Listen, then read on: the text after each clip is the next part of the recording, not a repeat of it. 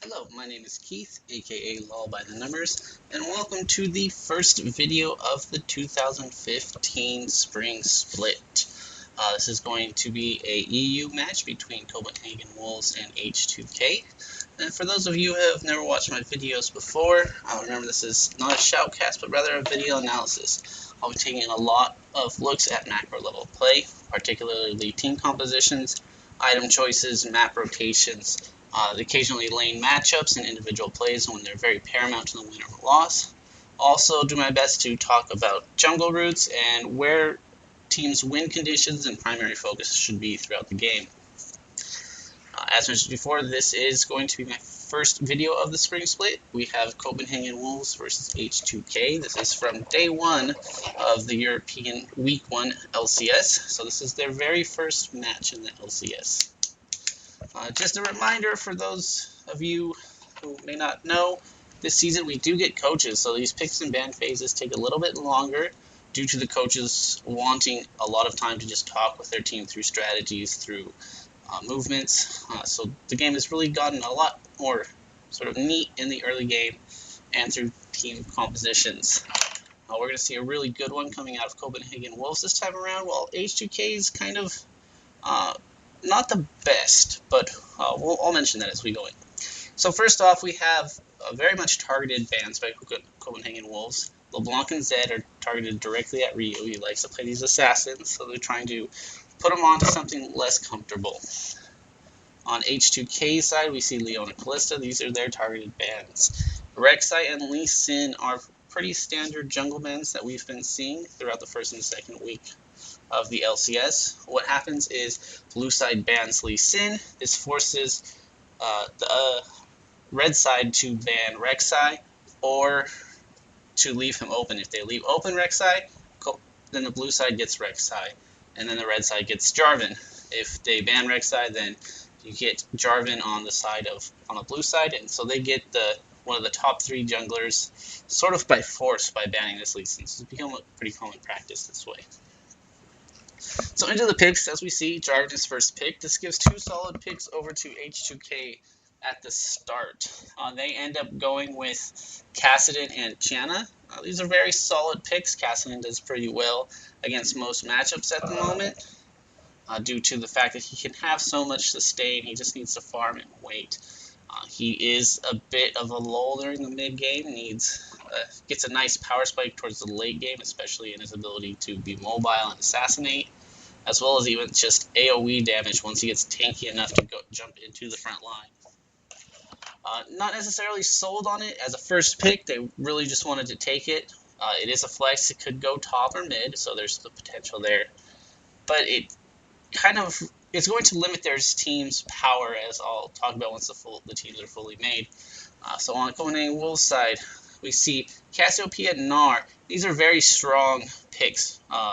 Potentially H2K could have picked up the Gnar. He's probably the premier top lane tank in the game at the moment. Nobody really beats him up there as a tank, so if you want to take, you're going to want to pick Gnar. Cassiopeia is also showing some resurgence. She's very strong. She's a bully early in the lane. She has good disengage potential, as well as being a hyper carry in the late game. On H2K side, we see Graves and Elise being picked up. I am not fond of either of these picks by H2K. I will get into it in a second because it really has to deal with their team comps and their last pick. On Copenhagen Wolves side, we see Draven and Annie being picked up. This gives them a very strong bot lane, as well as engage potential. Works very well with their whole team synergy. On H2K side, their final pickup is Sion, and I really don't mind this Sion pick. I don't necessarily think that it's the best choice in this situation since it is the last pick, but I think he's a great choice if Kassadin, if Elise, if Graves, if just one of them had been a different champion. I think the problem lies in that there's no synergy there, even though their champion choices are pretty good. They're all strong overall. They're just not synergizing correctly. So let's talk real quick about Copenhagen Wolves' team. Their team synergizes greatly. We have 3 champions that can stun. We have a knock-up, a knockback, and we have Cataclysm. The combo between Gnar and Jarvan is huge. Jarvan uses his Cataclysm, Gnar leaps in, and all of a sudden you have walls wherever you need them on the map. This is a huge benefit to Gnar's Mega Gnar potential. It's almost similar to Yasuo combinations, where you get the knock up to help him out. Now you get to make walls to help Gnar out. Essentially means you're going to guarantee his ultimate stun on your primary target, if not more, as well as following it up with his next stun. On top of this, Copenhagen Wolves have the AoE stun of Annie, especially with her Flash Timbers, and the AoE stun of Cassiopeia with her Gaze. So there's just a lot of team synergy, a lot of huge burst AoE CC damage that they got. If the game carries on, as we end up knowing it does if you've watched before, then they're really going to outscale H2K's team. On top of that, they do have the ability to survive through the mid game as long as they don't fall too far behind. Though Cassiopeia doesn't have the greatest wave clear, she is able to be a lane bully. Same thing goes for Copenhagen Wolves. They don't really have wave clear on their entire team, just kind of bits and pieces of it. But they are a team that's hard to dive, and this comes to be a problem for H2K, is if H2K is trying to tower siege, they don't have a good siege team either. Their ranges are pretty short. They're very likely to get flash engaged by any 4 champions of Copenhagen Wolves. Annie, Cassiopeia, Jarvan, Gnar, they can all flash engage under the right conditions. And this is what gives their team such high synergy, is they have many options and not just a single one of how to start fights. As well as being able to chain these CCs if they get attacked for disengage. And we all know Cassiopeia's ultimate is great for disengage since it stuns people who are moving towards her.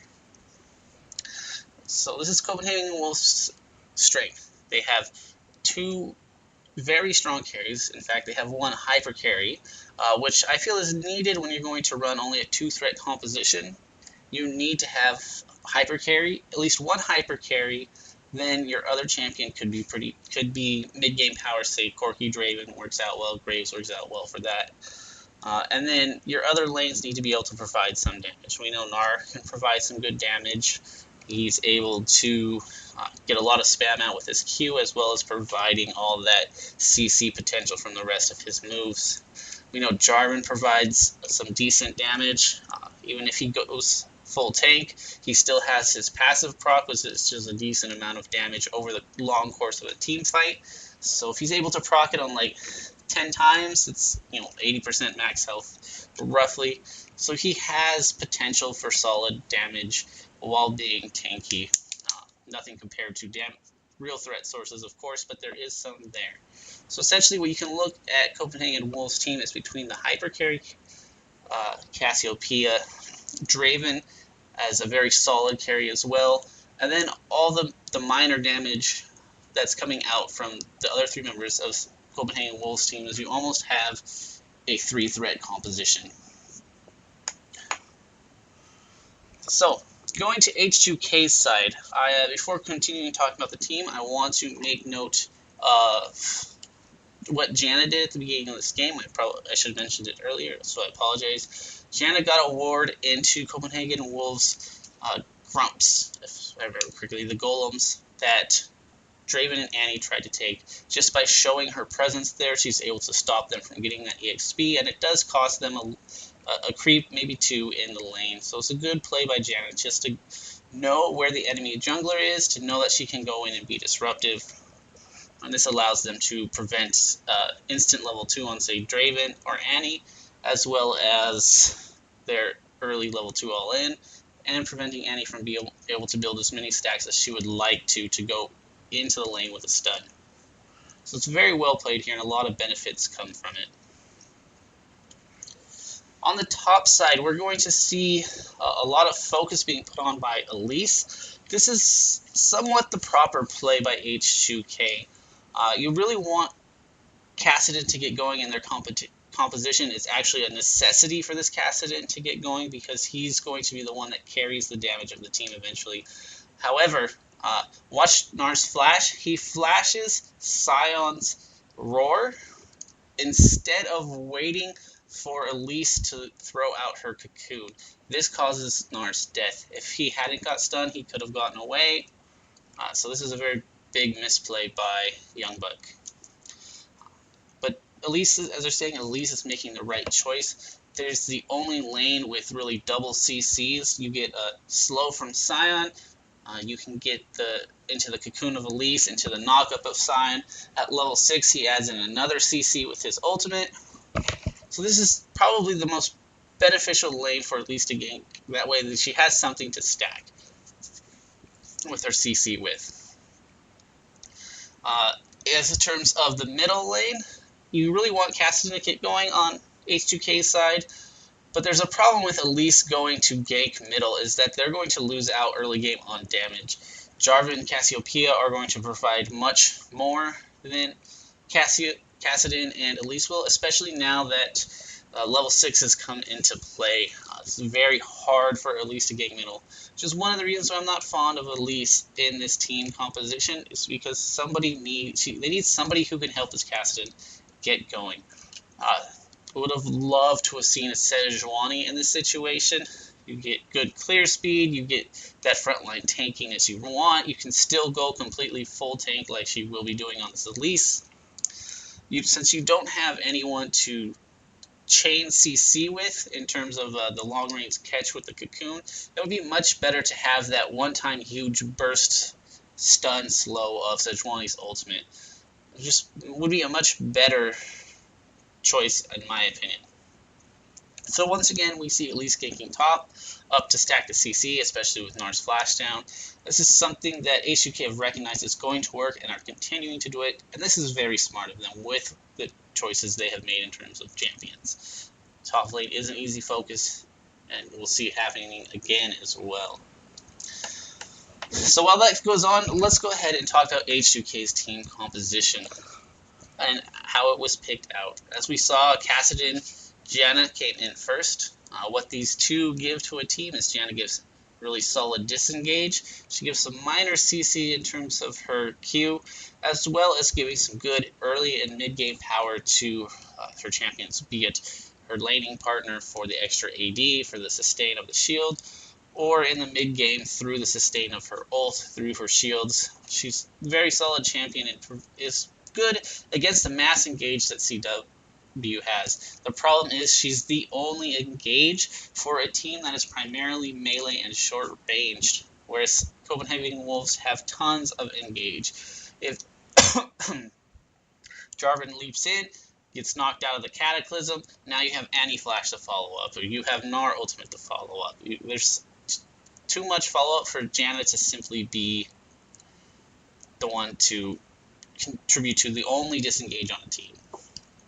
Now, as a pick in the pick and ban phase, Janet's fine. She can do more than that. She can be part of fight teams, skirmish teams, team squad. She's an all-around solid choice. So there's no qualms with her. It's just something that H2K needed to recognize as CW built their team, what they were up against.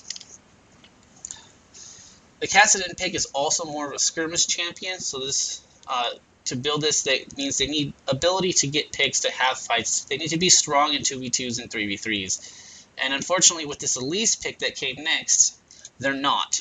Elise is not strong in the small skirmishes. She needs to catch somebody out. If she ever gets counter-ganked, or she tries to go into the 2v2 and misses her cocoon, counter-ganking herself, it's really rough. She relies too heavily on that cocoon to hit, and then to be able to burst the target out before they can respond. So she's not really the right pick for building a skirmish composition. As mentioned before, Sejuani would have been much better, as well as somebody say, well, we know Rek'Sai and Lee Sin would be great, but they're banned. Could have potentially even ran maybe a Mundo to get some solid scaling if you didn't want to worry about the early game. Maybe even Olaf, as we see played a couple times, would have been good too. You would have got the slow to combine with Sign up top.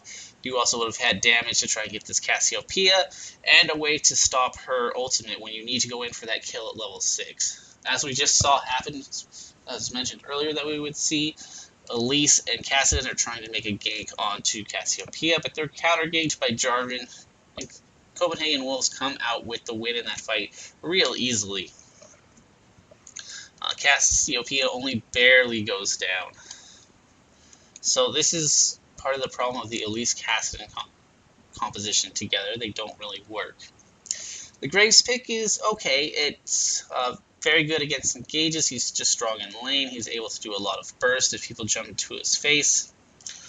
Part of the problem is there's so much lockup on Copenhagen Wolves' team that it doesn't work out too well. When you've you locked in your 4 champions already, as H2K had already done, they've gotten the Elise, the Scion, the Cassidon, and the Graves. You should have some sort of idea of what your 4th pick is going to be. Yes, you're waiting for that counter pick, but you also need to pick something that's not just a counter pick, but that synergizes with your team as well. And that's the problem, is that Scion does not synergize with H2K's team that as the final pick.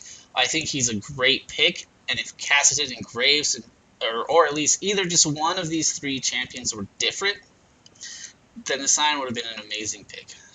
As it comes out, what we end up with this final Scion pick is a team that lacks damage. Scion is not a scary champion when it comes to even the early late game. Once you get some lifesteal on your ADC and some damage, he's not really a threat. You don't feel like you're ever going to die to him. He's just sort of a nuisance in your face. You can't necessarily ignore him, but he's not going to be able to be a threat to you either. It's sort of those situations when you see Renekton's go full tank, you don't even have to worry about them in your backline because your backline is not going to die to them. This allows the rest of your team to focus on the damage sources from your opponents and ignore the Scion completely. It's just like you could ignore the Renekton. So essentially, it's going into a one-on-one that you know your ADC or your AP carry is going to win. And so this is what there is to say about that. Once again, we do see another great focus by H2K up getting the Scion. And this is one thing to point out, is that the fact that this Scion has gotten so strong right now, it does give H2K an advantage in this mid-game. With this giant tank, nobody on Copenhagen Wolves can deal with him. So he can be that front line, and he will beat out anyone in the 1v1 right now. So at the moment, he can dive into the backline of Copenhagen Wolves and win. They need to focus 2, maybe even 3 champions to deal with him, which will allow the short-ranged Graves and Cassidon to do their job from behind in this early mid-game. Going back real quick to how the Scion is going to work in this team. So since Scion wants to go be a distraction, you really need people behind him who are able to do consistent DPS. You can't just have a burst champions in Graves and Cassidon. You need champions that are going to be able to hyper carry, who can provide damage consistently. What I would really like to have seen from this H2K team is just several things, actually, and I'll get into it in a second. I just want to reiterate the point of, with H2K's current team, they sort of have to win by the 20-minute mark. If they don't win by the 20-minute mark, they're really going to start to fall off at that point. Instead of having a rising climb in power at that point, it's going to start to dip very heavily. The best way for H2K to win with their team composition is to focus on getting Cassidon fed. He really needs to be able to control this map, to go off to the side lanes by himself and be the split pusher for his team. As well, Scion can split push without dying and being safe. He's not going to get those towers. He's not really going to cause a threat. He's just going to be stopped by an R, and they're just going to have a big stalemate. So H2K really, in this composition, need Cassidon ahead so he can control stuff throughout the mid-game, throughout the late game, and get into that point where Cassidon can leap into the enemy team with the front line of Scion and Elise, and sow as much chaos as possible. As we're going to see, it doesn't really ever get to that point, though he does get some good kills. If you watch the team fights closely as they start to happen, you'll see him go in, get a attack or two, and then get out and wait. And he's sitting there not doing anything for like the next 5-6 seconds. While Kassadin's damage comes in bursts, if he can't stay in the fight to auto-attack, his DPS is very low. And the same is said about this Graves on their team, is he has to get too close to Copenhagen Wolves' team that he has to deal with the CC with the engage of Copenhagen Wolves. It's just, the range is too short. So that's H2K's problem, and that's how they overcome it, is with the Kassadin getting strong enough to sort of do his own thing and force Copenhagen Wolves to react. What H2K could have done in their pick and ban phase is that last pick Scion, I really would have liked to have seen them flex pick it, run into, say, a Xerath middle, and have the Kassadin go top and face the Gnar. Kassadin can do fine against Gnar. He wouldn't have had to worry. He could have got his farm. This would have given H2K another damage threat, as well as given them a source of long-range CC, a stun to chain with the Elise. Would have given them a good siege potential. Even though they don't have the front line, they could have somewhat of a disengage with just trying to stay away in the long range. Alternately, they could have picked up a Jace. They could have picked up an Ahri. All of these would have been good choices that would give them more damage than they're getting out of this Kassadin. They would have had the ability to get some solid damage.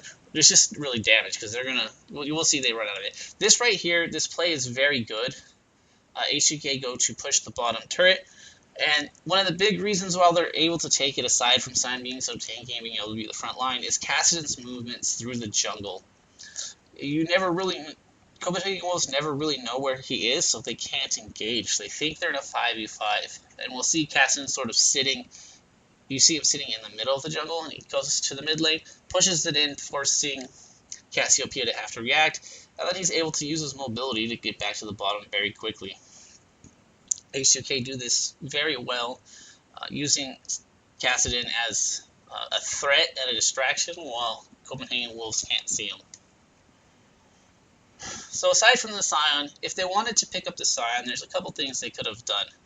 One is have a different mid laner. Don't first pick that Kassadin. If they had picked up a Xerath or an Ahri, they would have had some long range damage.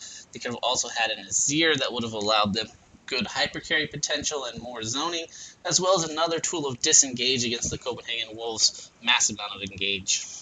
So here in this fight, to point out as it's happening, you just saw Copenhagen Wolves. They think they have a 4v3 that turns into a 5v4, and they dive onto Elise. Unfortunately, Elise is full tank. She's got about an extra probably about 1300 HP. She's got Juggernaut, she's got a Ruby Crystal, she's got a Giant's Belt. And she's really tanky against the Copenhagen Wolves team, especially since Cassiopeia does not have her Archangel Scepter yet. She just has the Rylai's.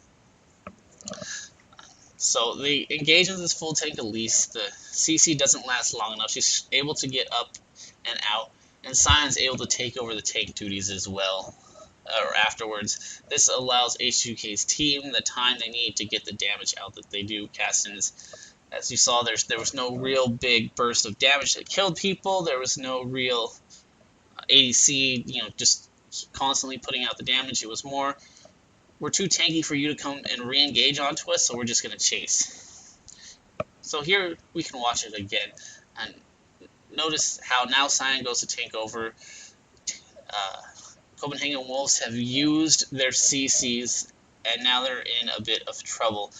And while nobody's really dying, it's just a lot of little damage over time that's happening to Copenhagen Wolves' team. And this is because they can't deal with the Scion yet. And if they try and wait, then Kassadin is going to get this time. So in that instance, it's more of a who's going to survive longer, because H2K have to survive long enough for Kassadin to get several rotations out, whereas Copenhagen Wolves need to be able to deal as much damage as possible to take out Sion or to ignore Sion, so that H2K can't get the rotations out. So it's sort of like if you're going to throw a grenade every once in a while, it's going to do a lot of damage, but the Copenhagen Wolves are running around with, machine guns. They're going to do a lot more damage quicker over time instead of in bursts. So as we're going to see, H2K is actually in a really good spot right now. They've gotten 3 turrets, and Copenhagen Wolves have got none. They've gotten a dragon. They're ahead, especially the super tanking Scion. Kassadin has gotten 3 kills as well. They're a little behind in CS, but their gold lead is pretty solid. So what we need to see from H2K now is a little bit of turret pushing. It's very hard for them to siege, so they need to use a lot of map rotations to whittle away these turrets. If they continually move between top and mid, or mid and bottom, they'll eventually find times in which they can do minor damage, because there's not a lot of wave clear on Copenhagen Wolves. As long as they don't fight a full-on 5v5, they should be able to whittle down these turrets and take an even greater advantage.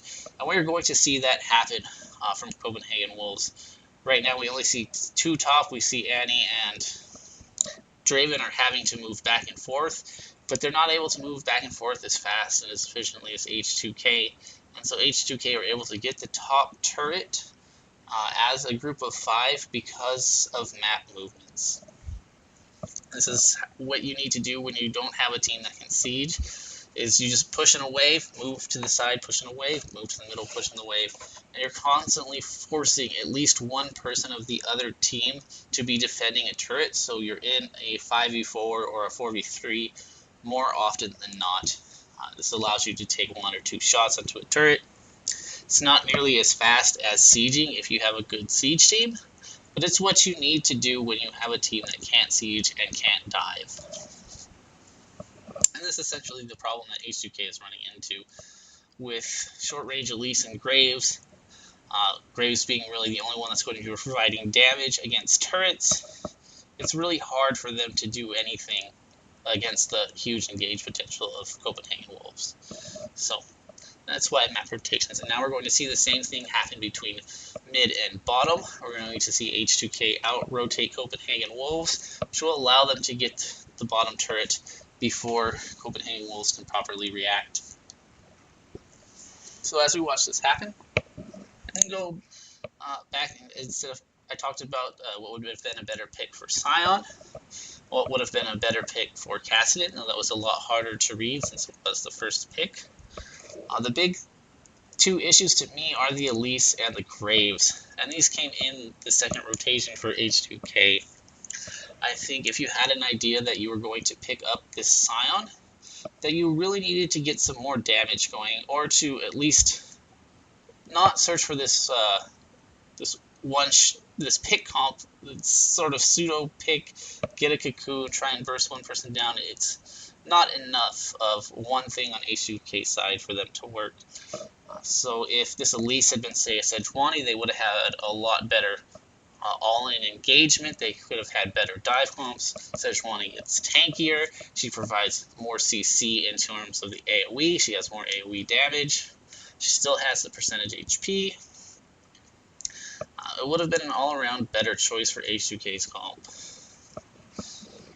The other choice would have been Graves. If you're going to run this sort of pseudo 3-man front line, 4-man front line, a lot of times this is what happens when you pick these sort of tanky melee champions, be it Rumble, Kassadin. Occasionally, sometimes you'll see Zed if it's backed up by a Lulu or something. But what happens in this situation is H2K are going to have 3 men on the front line, with Janna sort of trying to run interference and providing shields. So you're having 2 champions going full tank, and then one that's going damaging HP through Rod of Ages, and then Zhonya's for the defensive factors. So you don't have a fully offensive Kassadin. This is what I like to call sort of a linebacker situation, with your ADC being the quarterback. Instead of having a protect the ADC comp where you're using lots of shields, you're having a composition that's going to have a big front line that the other team can't pass.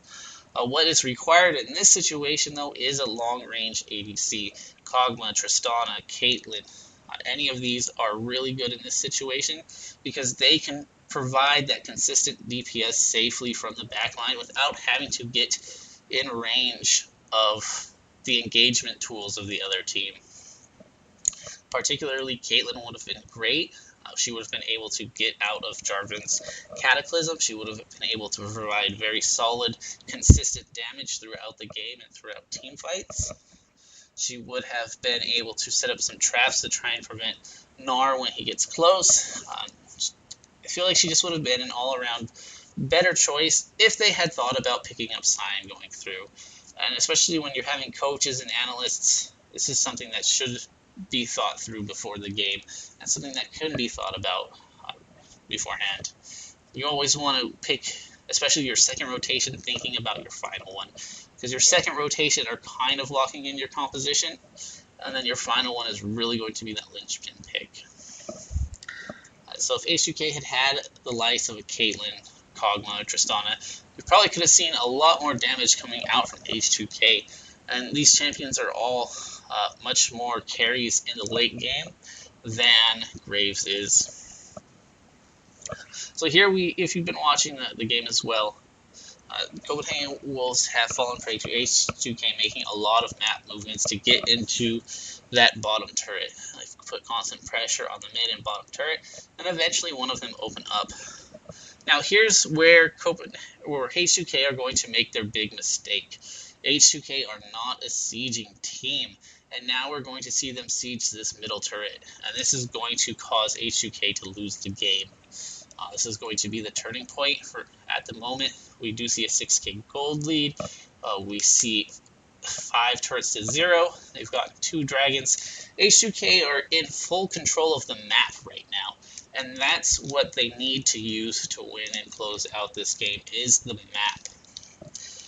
One thing that's at the moment, Cassidy should stay top. There's no reason for him to come middle. He needs to put this pressure, move on to this inhibitor turret, and then find a way to sort of split up CW's team. H2K's team fight is really kind of bad, and they need to not do it. So right now we're going to see H2K push middle, or when Graves gets back, sorry. They're going to be constantly around here, and okay, yeah, Graves cancels it. So now we are going to see H2K push middle. This is a very bad decision, and we're going to see a fight break out. And then what I want you to focus on, not necessarily in the fight, but to notice is that Baron is up right now and is a huge objective. And I'll talk to that after the fight. So here's where we see Copenhagen Wolves team composition come in huge. They get Flash Timbers ult into Jarvan Cataclysm, into Cassiopeia ult. And there's so much CC that H2K can't even react before their team, one of their members is dead and their front line is at half HP.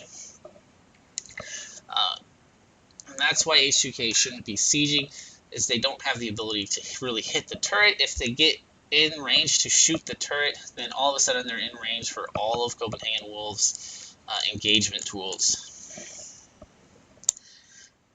So this is right here is the turning point of the game. Copenhagen Wolves now are going to start to be in control of the match.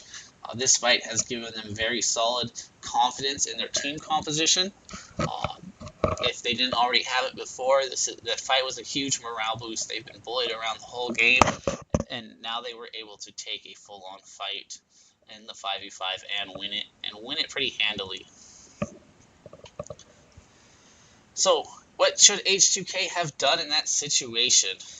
They needed to send Sion to the bot lane and let him draw the attention of Copenhagen Wolves, while the rest of H2K looked for Baron. They really needed to use vision, control the top jungle of Copenhagen Wolves, deny all vision, as much vision as possible, and bait out Baron. Wait for Copenhagen Wolves team to, face check it, which is a little bit dangerous against the Cassiopeia, to be honest.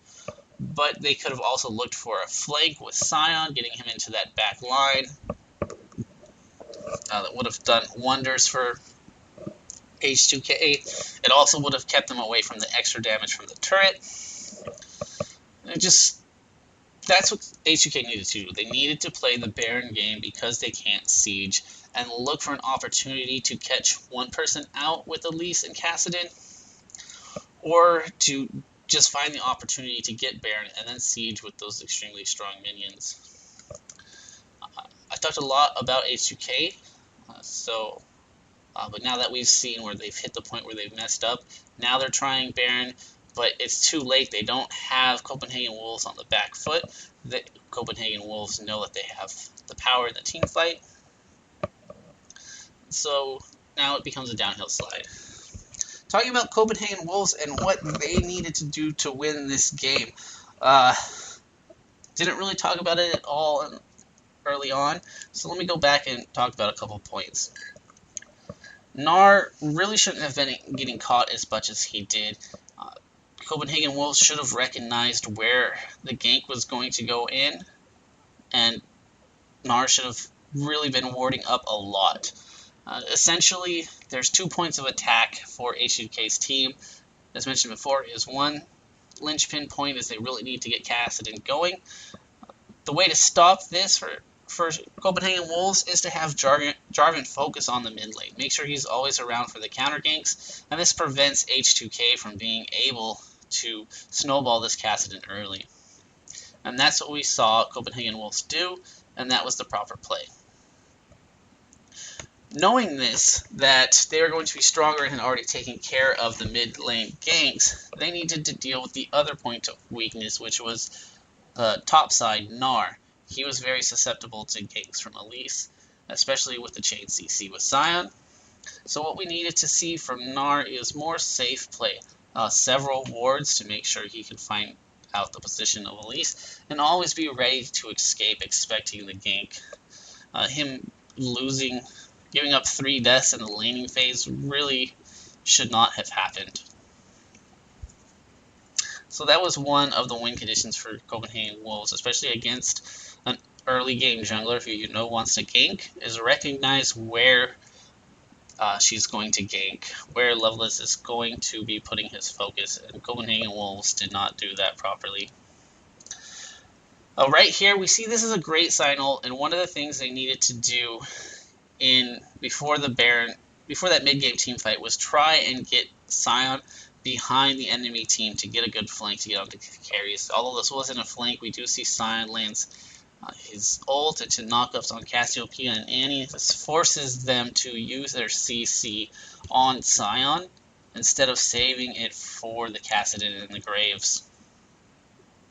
What we do see, however, is the power of Copenhagen Wolves' team composition once again.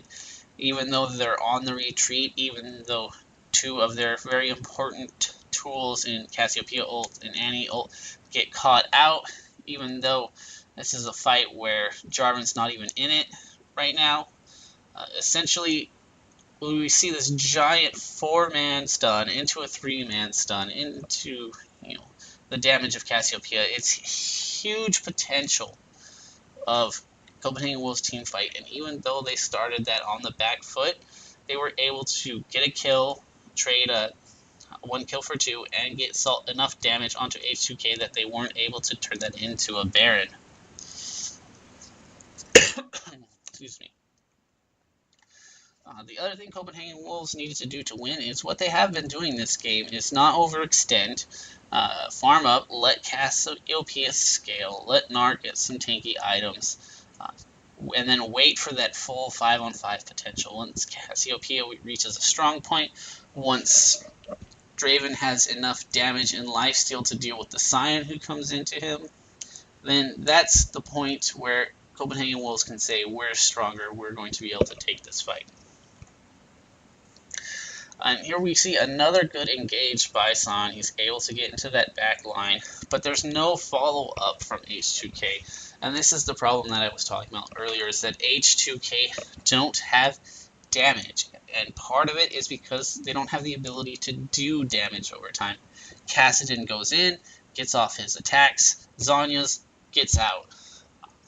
Graves tries to shoot who he can, but he's forced to deal with Gnar, forced to deal with Jarvan, whoever is in his face. He has to spend a lot of his time dodging them as he's short-ranged instead of being able to provide consistent DPS. And this is something that H2K should have recognized the moment the Gnar was picked is against a tank, you need some sort of consistent DPS. Excuse me. So now that Copenhagen Wolves have fulfilled their win condition, which was make it until this late game, although they did it roughly, they potentially could have lost the game if H2K had gone to Baron because of how tanky Sion had got, and that Copenhagen Wolves weren't able to deal with him until about the 28-minute mark. It really put a hamper on them. They almost lost the game because of playing that early game bad, particularly on Gnar's fault. Now that they have gotten to this strong point, there's almost nothing H2K can do. They don't have the damage to fight Copenhagen Wolves. We see Copenhagen Wolves team composition coming into fruition and being so much stronger than H2K.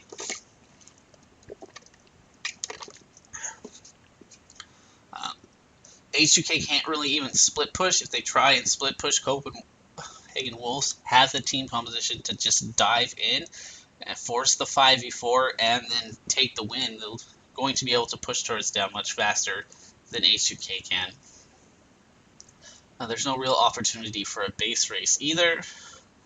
As long as Copenhagen Wolves stay grouped up as 5, they will win the game at this point. Their only real fear of losing is if they enter in a base race when in a really disadvantageous position, like if H2K showed up with a full creep wave at the bottom turret and Copenhagen Wolves were only at the mid lane, like at the river, trying to push up middle, which really should just never happen as long as Copenhagen Wolves are managing waves properly. And then they'd have to decide to base race like that. That would just not a decision professional level teams would make, or at least one they shouldn't make.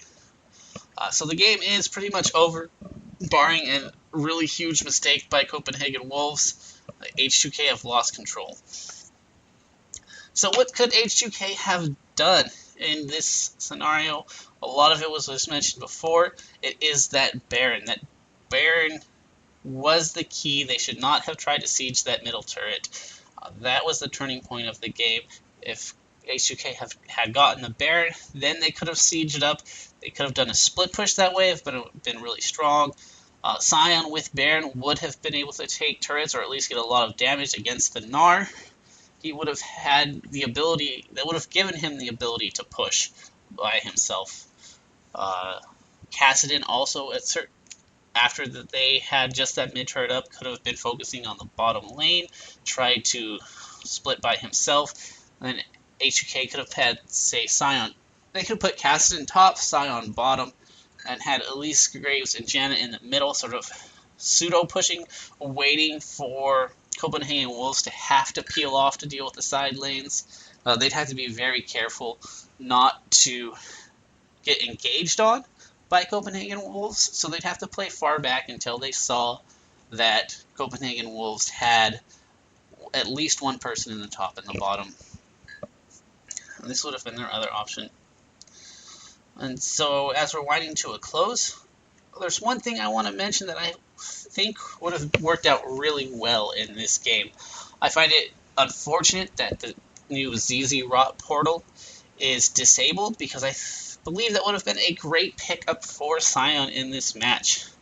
Since he was so strong before, when you have that kind of superpower that nobody can really deal with you one-on-one, a lot of times you transition it into split push potentials, especially after that mid turret was the only one up.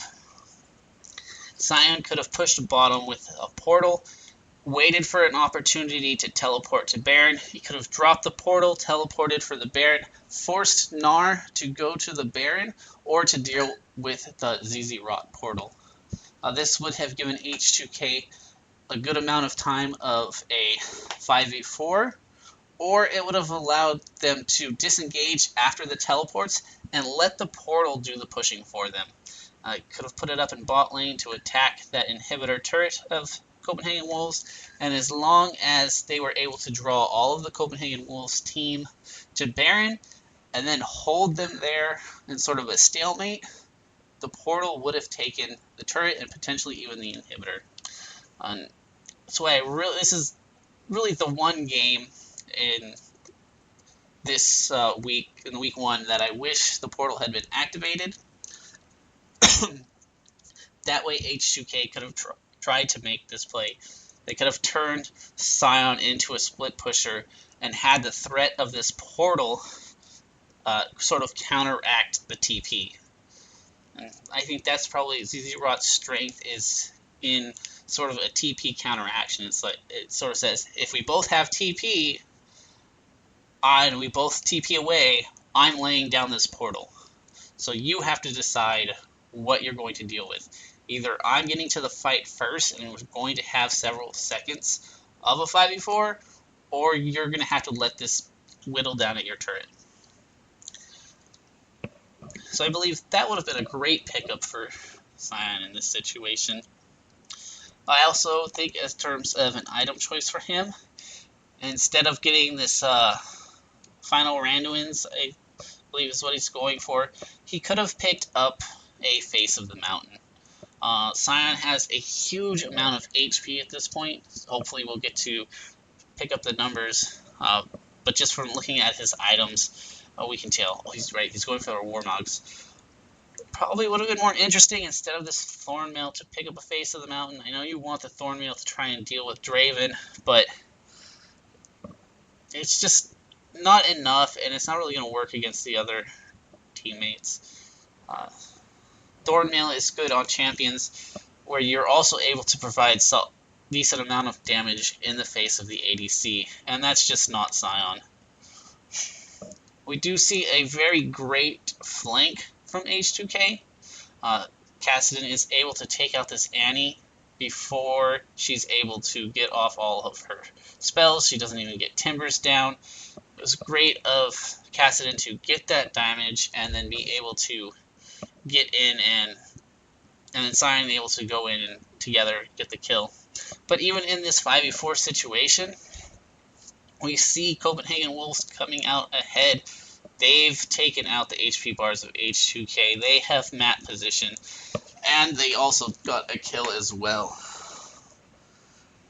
This Baron is a little risky though, so they need to back off. But this is the point of talking about Copenhagen Wolves are able to have map positioning even after having a 4v5 fight, one-on-one, losing tank for support, and then still having control. This is team composition issues at its finest, where Copenhagen Wolves essentially have almost like an extra player just because of how much better their team composition is. So as we wait for the game to close, Copenhagen Wolves have been doing things properly. They started focusing on the objectives. They started taking out the turrets that they hadn't had before. And so now all that's left is the base. And they know they have control of the objectives. They just wait for Baron instead of forcing pushes. They wait for Dragon. They're taking the slow route because they know that they are ahead, and they're only going to continue to get ahead. Their power curve has hit the point where H2K can't even catch up. And items are at the point where even if H2K were all full 6 items, I believe CW has enough power that they would just be on even if H2K even had another 30,000 gold or something.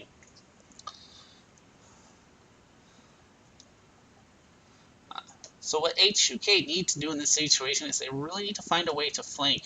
The problem is they have to take out both Cassiopeia and Draven without losing Kassadin or Graves. If they lose either Kassadin or Graves, even if they take out both Cassiopeia and Draven, H2K lose the fight.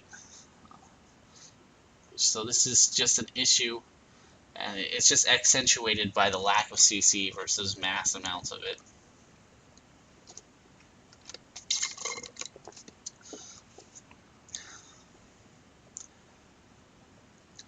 looking at items, for some reason, Janna has 2 side stones. A little accident there. So she goes back and undoes it. Let's see. Interesting enough, Cassiopeia only now picks up the Void Staff. And I kind of do like this pickup. She doesn't need to provide like huge burst. She needs sustain damage. And while the Void Staff is nice, she also more needs to survive Scion and Kassadin. If Kassadin goes in, she doesn't really need the Void Staff. Somebody hits the stud, and now all of a sudden she does all the damage onto him. So Cassiopeia has the ability to sort of bypass Scion and Elise because Kassadin is also going to interface. So it's much more useful for her to have this Rylai's and this Zhonya's, as well as the Archangel Scepter, before even picking up the Void Staff.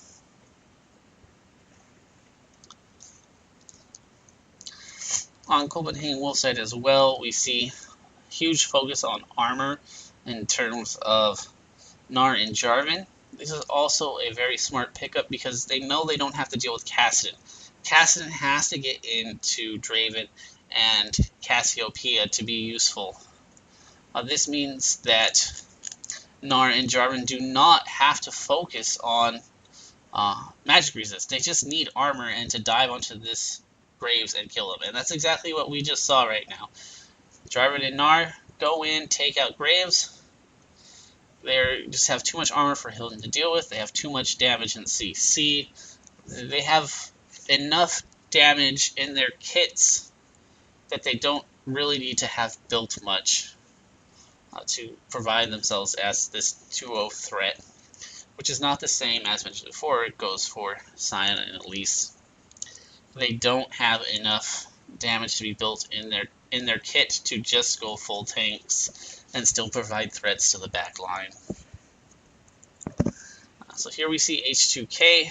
Now that they have won this solid fight, instead of grabbing Baron, they know they have huge amounts of death timers, and they go straight for the inhibitor. Much better to crack the base than it is just to take the objective. And here we're going to watch this fight again. Things, folks, you can watch this Graves, right? He's almost full HP. He gets, buckshot and his ult, and he gets just a couple of auto attacks. But the moment he gets in auto attack range, now Gnar and Jarvan can jump onto his face. There's really no escape, especially since he dashed in, or dashed out of the way of the Timber's ulti. If this had been, say, a Caitlyn could have fired from range, stayed out of the EQ knockup of Jarvan, then E'd out of the Cataclysm, and been able to shoot Jarvan and Gnar from a range that would allow Caitlyn to be able to dodge the CC skills. The same thing goes somewhat for Kog'Maw. He would have the longer range, as well as be able to consistently be throwing out his ult towards the back line of CW, which would have been great for H2K to have more damage that could go over the Gnar Jarvan and help out the Scion and Elise who are in the face of Cassiopeia and Draven. That would have been another way for H2K to make up some of the damage to the back line that Scion and Elise aren't able to provide. This is an interesting map movement by Copenhagen Wolves and H2K, and it's really, really in the benefit of of Copenhagen Wolves, sorry. We see this, we've had this Baron dance, and H2K are trying to come flank from around the side, but instead of going for the fight, Copenhagen Wolves run towards H2K's base. And this is a very confident move, but it's the right move. And as you can see, they got the ace. But the reason it's the right move is because by running toward H2K's base and ignoring the Baron in that situation, you have forced H2K to chase you down. H2K have to move to defend their base. They have to chase Copenhagen Wolves, and this is the ideal situation for Copenhagen Wolves. Draw H2K through the jungle, funnel them into CC areas, and when you have the right opportunity, turn and burn the other team. If the other team doesn't give you that opportunity, you consistently push closer to their base, you get into their base, and then you can force the 5v5 there. And that's what Copenhagen Wolves wanted and needed to do at that point, is just force the 5v5. So it's very good map rotation movements there. So that's the game. I hope you take some understanding of team compositions from this. Look at Copenhagen Wolves and see that it was a very well-crafted team composition, though they didn't play it entirely correctly at the start. They were able to survive and reach the point where they would take over the game. You want to take a look at H2K's team composition and notice the weaknesses in it, how they're really lacking in damage sources, not just because of the lack of damage on side on Elise, but because of the inability of Graves and Kassadin to do damage and still be safe and not get stuck in giant CC chains and killed. Long range ADC would have been great, with the sort of 3-man front linebacker squad, as well as a longer range, more consistent DPS damage mid laner. They also could have switched that side for a Xerath and gone for more of a split push Kassadin in the top lane, and then some poke wave clear to try and stop the engagement of Copenhagen Wolves, and waited for Kassadin to be able to win the 1v1s and to do his thing. Also recognize that even if you're in the lead, you need to understand the strengths of your team composition, what you can and can't do. In this case, H2K couldn't siege.